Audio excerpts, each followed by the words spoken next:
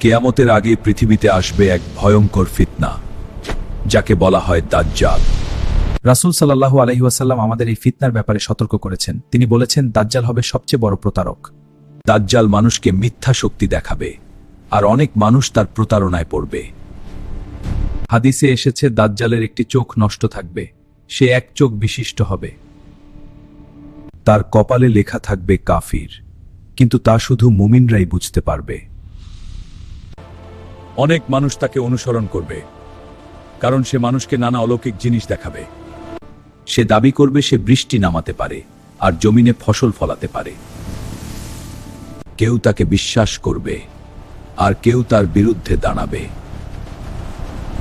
সে সময় পৃথিবীতে ভয়ঙ্কর পরীক্ষা শুরু হবে। মানুষ সত্য আর মিথ্যার মাঝে বিভ্রান্ত হবে। মুমিনরা আল্লাহর কাছে আশ্রয় চাইবে দাজ্জালের ফিতনা থেকে বাঁচার জন্য। রাসূল সাল্লাল্লাহু আলাইহি ওয়াসাল্লাম আমাদের শিক্ষা দিয়েছেন দাজ্জালের ফিতনা থেকে আল্লাহর কাছে আশ্রয় চাইতে। কুরআন এবং ঈমান হবে আমাদের শক্তি, যা আমাদের সত্যের পথে রাখবে। দাজ্জাল দ্রুত পৃথিবী ভ্রমণ করবে এবং মানুষকে বিভ্রান্ত করবে। মানুষ তখন ভয় আর বিভ্রান্তিতে পড়বে, অনেকে বুঝতে পারবে না সত্যটা কি। কিন্তু সত্যিকারের মুমিনরা যারা থাকবে, তারা দাজ্জালের অনুসরণ করবে না। একসময় অন্ধকার কেটে যেতে শুরু করবে, আশার আলো ফুটে উঠবে। সত্য শেষ পর্যন্ত জয়ী হবে, মিথ্যার পতন ঘটবে।